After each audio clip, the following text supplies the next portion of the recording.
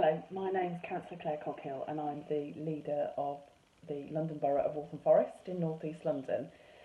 My council is responsible for having firstly won and then spent £30 million as part of a Mayor of London scheme to dramatically increase the amount of people walking and cycling and opting not to use cars. Voting in Cabinet to see that agreed and to go through so that work could start is one of my proudest moments in 10 years in my political career.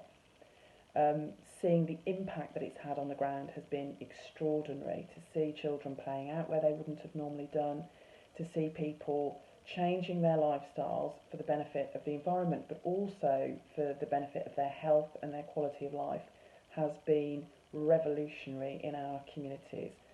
I am intensely proud of all the work that's gone into it, particularly of my deputy leader, Councillor Clyde Lokes, and all of the councillors who have stood together in the face of some rather vitriolic criticism and attacks at times by people who are very, very focused and seem to have founded part of their identity on the fact that they drive a car and wish to continue to do so. And of course, the Mini Holland scheme, or Enjoy Waltham Forest as we call it, is about people having the choice. We want more and more people to see that they can walk and cycle safely and that it's a great way to get about. It's a fantastic way to support local shops and businesses. We've got the evidence that says that people who walk and cycle tend to spend more in the local economy and supporting small businesses, which is obviously fantastic and could be hugely important as we recover following the COVID outbreak and the crisis that we're currently living through. Seeing the community come together in this way reminds me of how some of the organisations that were very supportive of the council scheme came together to organise themselves and attended cabinet meetings. And I would describe that group as an incredibly important part of our success in Waltham Forest.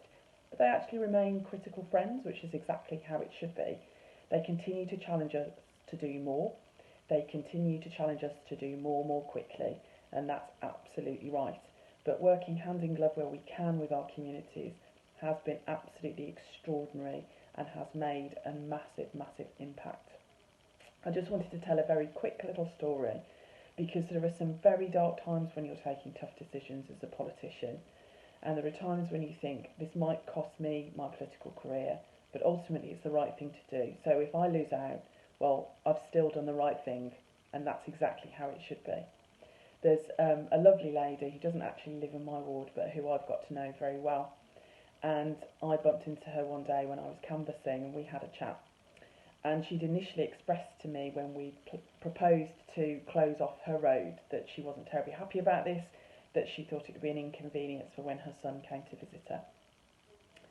And when I bumped into her some months after the scheme had been put in place, we greeted each other warmly, and she, as we always do, and she said, "Oh, the thing is, Claire, your Mini Holland, as she refers to it, I hadn't realised that it was going to be like this." And she described seeing children playing out in the street, playing together after school, and they were able to do that because the roads are no longer busy and dangerous, but in her case the road is in fact closed. And she said, "I get it now, I really understand this. This is what my kids could do when they were little, and this is what I did when I was a girl, and I understand that what we're doing is doing something so the children and our young people can have a better future." And that's exactly the reality. We know from the work that the King's Fund have done for us, the research they've undertaken, that children and young people born in Waltham Forest now will have longer life expectancies because we've been able to improve air quality through cutting car use. It's not the easiest thing to do, but it's the right thing to do, and I'd encourage anybody who's in a decision-making position to do this and to get on board with the communities that want to work with you to make this a reality and stop climate change. Thank you.